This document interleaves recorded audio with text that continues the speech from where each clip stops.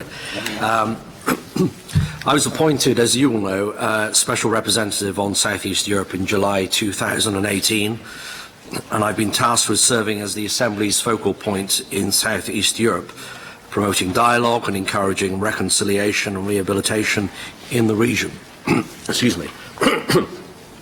My mandate, as the Assembly will know, is to promote dialogue in all segments of society, in particular at the parliamentary level, in order to encourage reconciliation and rehabilitation in South East Europe, and in particular in the Western Balkans, and to make a contribution to the transformation and building up of democratic institutions, and to maintain close contact with and serve as a focal point for the Assembly's work in the region in general and its participation in the activities of the Regional Cooperation Council in particular.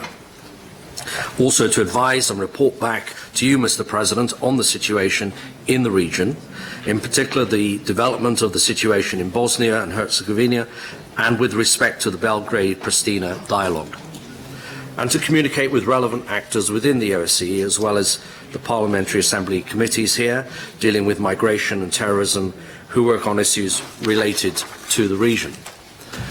Since my last report circulated at last year's annual session, I've continued to closely follow the situation in the region.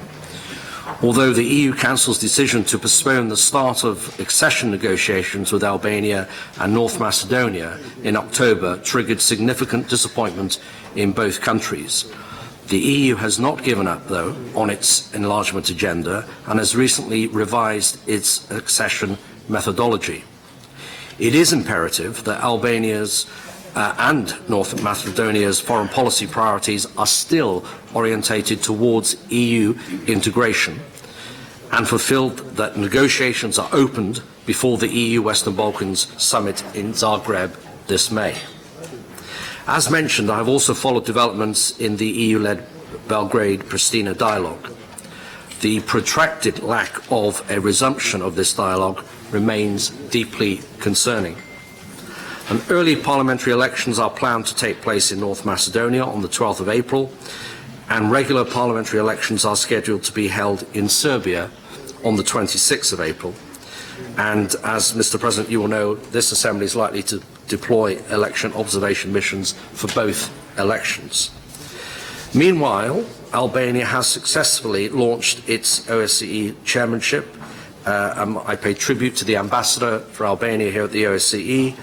And in September last year, the President and the Secretary General paid their own official visit to Tirana to lend the Parliamentary Assembly's political support to Albania as it prepared to chair the OSCE.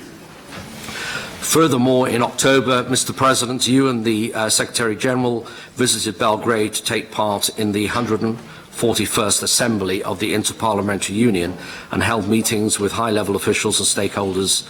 Such a bilateral component of the visit offered an opportunity, in my view, to discuss Serbia's domestic and foreign policy priorities and regional cooperation with the country's authorities. Unfortunately, due to Brexit-related developments back home, I was unable to participate in both visits, but I'm glad that now we have a new government, a Conservative government, with a large majority. Members of Parliament, both in the Lords and in the House of Commons, will have more opportunity to participate in future visits wherever the OSCE may decide to send us or call upon us.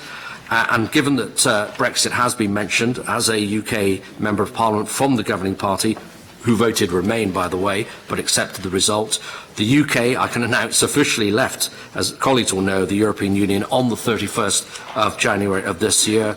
However, the UK has not left Europe, we have not left NATO, we have not left the OSCE, and we remain a member of the Security Council, a permanent member of the Security Council of the United Nations, and arguably, I would say, are going to become more involved, not less involved, internationally, and more involved and engaged internationally. Finally, in March, I look forward to my official visit to Greece, aimed at discussing regional cooperation, migration and security in the region. I thank the Greek Parliament and the Greek government for ensuring a successful and productive visit, and certainly the work so far has been very commendable. Thank you.